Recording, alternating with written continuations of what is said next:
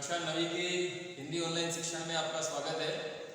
आज हम हमारे हिंदी की जो पुस्तक है छिपे जिसके काव्यखंड का पाठ नवा कबीरदास जी हम ले रहे हैं। पाठ नवा इसलिए हम ले रहे हैं क्योंकि इससे पहले जो हमारा गद्य खंड है उसमें 1 से 8 पाठ सम्मिलित है। तो हमारे हिंदी शिक्षण की शुरुआत आज हम कबीरदास जी के कर रहे हैं, जिनका शीर्षक काव्यखंड में पाठ 9 के नाम से दिया गया है। आज हम यहाँ पर कबीरदास जी का जीवन परिचय समझेंगे।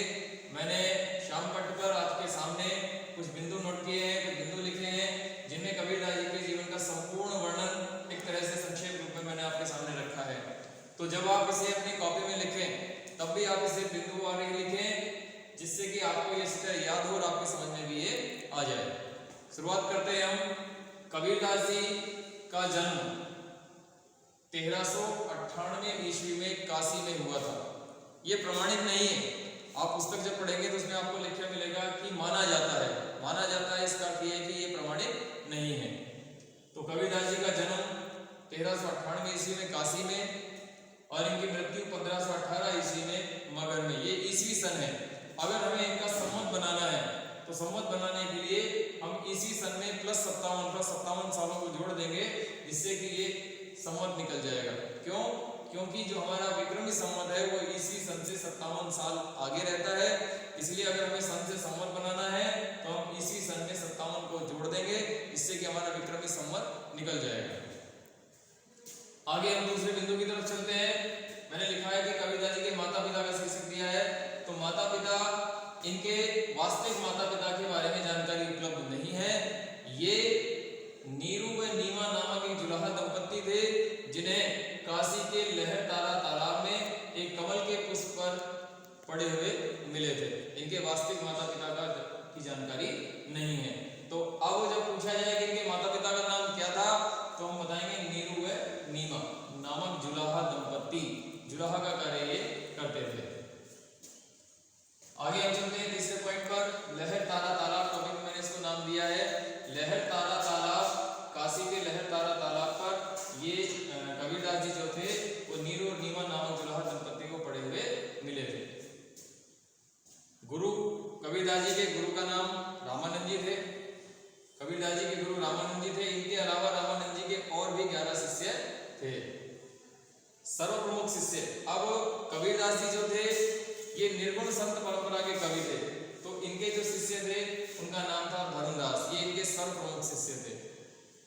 कबीरदास जी की पत्नी का नाम लोई, इनके पुत्र का नाम कमाल और इनकी पुत्री का नाम कमाली था।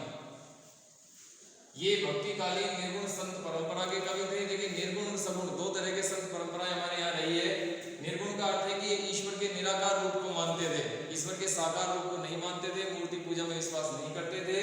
और एक होते हैं सगुण परंपरा के संत, जो कि ईश्वर के साकार रूप को मानते थे और मूर्ति पूजा में विश्वास रखते थे। तो कबीरदास जी जो थे वो निर्गुण संत परंपरा के कवि थे। कबीरदास जी भी राम को मानते थे और तुलसीदास जी के जब परिचय पढ़ेंगे तुलसीदास जी भी राम को मानते थे। लेकिन कबीरदास जी और तुलसीदास जी के राम में अंतर था। तुलसीदास जी के राम दशरथ पुत्र राम थे, जबकि कबीरदास जी के जो राम थे वो निर्गुण स्वरूप के राम थे, अर्थात उनका कोई आकार, कोई स्वरूप नहीं था। वो निर्गुण ब्रह्म की उपासना करते थे। कबीरदास जी ने अपने जीवन में एकमात्र रचना लिखी, हम कह सकते हैं, उसका नाम था बीजक। अब हम ये मान लेंगे कि कबीरदास जी जो थे एक तरह से अनपढ़ थे। उन्हें लिखने पढ़ने उन्होंने अनुभव से प्राप्त किया। लिखने पढ़ने अनुभव से प्राप्त किया तो इसका अर्थ है कि वो लिखना नहीं जानते थे। उनके जो शिष्य थे, जब भी वो जहाँ कहीं पर जाते थे तो उनके शिष्य साथ जाते थे। कबीरदास जी जो गायन करते थे, जो दोहे बोलते थे, जो पद बोलते थे, जो अनुभव अपने बताते थे, उनके जो शिष्य थे उसे लिपिबद्ध करते रहते थे। इस तरह से कबीरदास जी की एकमात्र जो रचना है उसका नाम है बीजक। बीजक जो रचना है वो कबीर ग्रंथावली में संकलित है। इसके 3 प्रमुख भाग हैं। बीजक जो रचना है इसके 3 प्रमुख भाग है। पहला भाग है साखी, दूसरा भाग है सबद और तीसरा भाग है रमिणी। इन 3 भागों मिला करके ही उसका जो स्वरूप मिला वो बीजक स्वरूप में आता है। कबीरदास जी की भाषा सधुकड़ी, पंचमेल, खिचड़ी, इस शब्द को हम समझेंगे। सधुकड़ी का अर्थ होता है साधुओं की भाषा। पंचमेल यानी अन्य तरह की भाषाओं के मिले जुले शब्द। और खिचड़ी का मतलब होता है खिचड़ी में दाल भी होती है, चावल भी होता है, इसलिए इसी तरह से कबीरदास जी की जो भाषा थी वो कई भाषाओं का सम्मिश्रण थी, इसलिए इनकी भाषा को सगुकड़ी, पंचमेल और खिचड़ी भाषा के नाम से जानते हैं। क्योंकि कबीरदास जी मान लीजिए पंजाब गए तो पंजाब की भाषा के शब्दों का प्रयोग उन्होंने किया, हरियाणा गए तो हरियाणा की भाषा के शब्दों का प्रयोग किया, राजस्थान गए तो राजस्थान के शब्दों का प्रयोग किया। इस तरह से उनकी भाषा में मिले जुले शब्द रहते थे। हम 10वें बिंदु पर चलते हैं। इन्होंने पाखंड व आडंबर का विरोध किया, ये विरोधी थे और इसी विरोध के कारण ही इन्होंने हिंदुओं और मुसलमानों को कई बार फटकार लगाई। मुसलमानों के लिए इन्होंने कहा कि कंकर पत्थर जोड़ के मस्जिद ले बनाए और ताजड़ मुल्ला बांग दे, क्या बहरा हुआ खुदा है कि तुम कंकर पत्थर जोड़ करके मस्जिद बना लेते हो और उस पर एक ऊपर रेडियो लगा देते हो, क्या तुम्हारा जो खुदा है वो बहरा है, क्या तुम्हारी आवाज उसके पास वैसे नहीं पहुंचती, तो तुम्हें यह आडंबर करने की क्या आवश्यकता है। इसी तरह इन्होंने हिंदुओं से भी कहा कि जब माला छापा तिलक सरे राम मन सांचे नाचे उठा सांचे राचे राम। अर्थात अगर हमारा मन साफ है, मन अगर हमारा पवित्र है तो जब माला छापा तिलक करने से कोई फायदा नहीं है। कबीरदास जी ने अपने जीवन के अंतिम क्षणों में अपने शिष्य धर्मदास को अपने स्थान पर स्थापित किया। इसके बाद इन्होंने जब इनका शरीर परम तत्व परमेश्वर में मिलने वाला था उस समय बहुत ही अजीब घटना घटित हुई। 120 वर्ष का इनका कुल जीवन था और अपने जीवन के अंतिम दिनों में जब इनकी मृत्यु हुई तो इन्होंने हिंदू कहने लगे कि हम कबीरदास जी को हिंदुओं के संस्कार के तहत इनका हम दाह संस्कार करेंगे, लेकिन मुसलमान विरोधी होकर के क्या कहने लगे कि नहीं, हम इनको दफनाएंगे। तो दोनों के बीच में विवाद चलता रहा। कभी क्या होता है कि कबीरदास जी का जो शरीर होता है वो वहां से गायब हो जाता है और उसकी जगह कुछ फूल पड़े हुए मिलते हैं। फूल का मतलब है कि मृतक व्यक्ति की अस्थियों को फूल कहते हैं।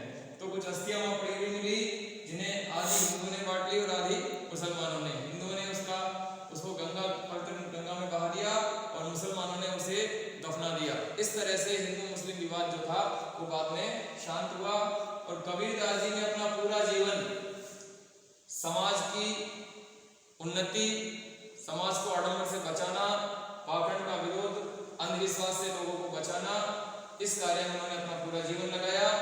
और सर्वप्रमुख बात ये कि कबीरदास जी जो थे वो मानवता के पक्षधर थे।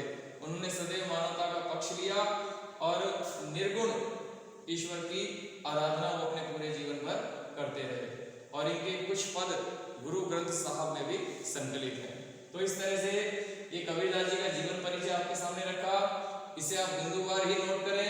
परीक्षा की दृष्टि से ये पाठ बहुत ही महत्वपूर्ण है और आपके जीवन में भी, आपके मार्गदर्शन के में भी ये पाठ काम आने वाला है। आगे की कक्षा में हम कबीरदास जी के साखी, सवद और रमेनी जो हमारे पाठ्यक्रम में संकलित है उनके बारे में हम विस्तारित रूप से पढ़ेंगे। जय हिंद, जय भारत।